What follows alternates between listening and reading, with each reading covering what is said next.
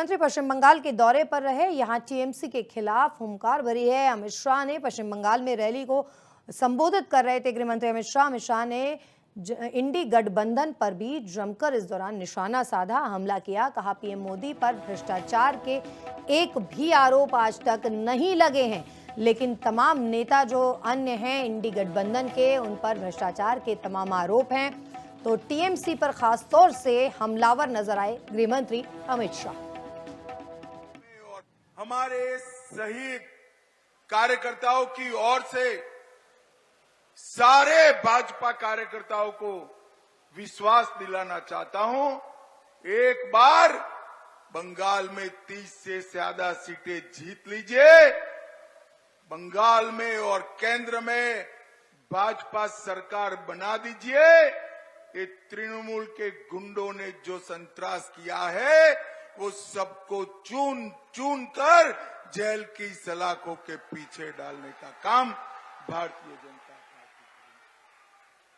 भाइयों बहनों, ये जो लोकसभा का चुनाव है, उसमें दो खेमे पड़े हुए।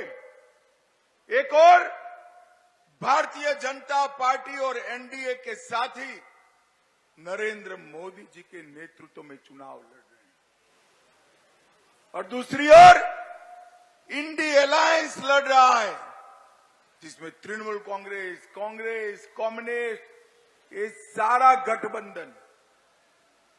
एक और नरेंद्र मोदी जी है। गृहमंत्री पश्चिम बंगाल के दौरे पर रहे। यहां टीएमसी के खिलाफ हुंकार भरी है। अमित शाह ने पश्चिम बंगाल में रैली को संबोधित कर रहे थे। गृहमंत्री अमित शाह ने इंडी गठबंधन पर भी जमकर इस दौरान निशाना साधा, हमला किया। कहा पीएम मोदी पर भ्रष्टाचार के एक भी आरोप आज तक नहीं लगे हैं, लेकिन तमाम नेता जो अन्य हैं इंडी गठबंधन के, उन पर भ्रष्टाचार के तमाम आरोप हैं। तो टीएमसी पर खासतौर से हमलावर नजर आए गृहमंत्री अमित शाह।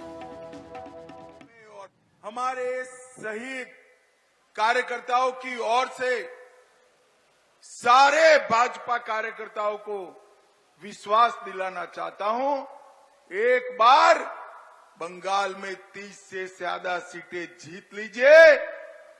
बंगाल में और केंद्र में भाजपा सरकार बना दीजिए।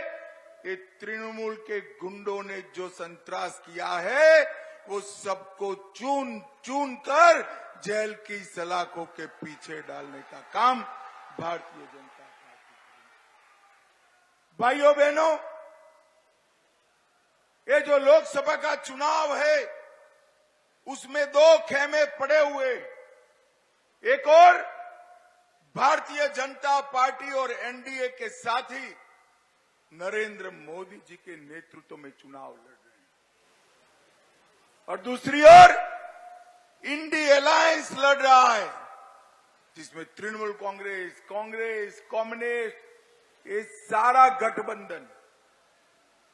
एक और नरेंद्र मोदी जी है।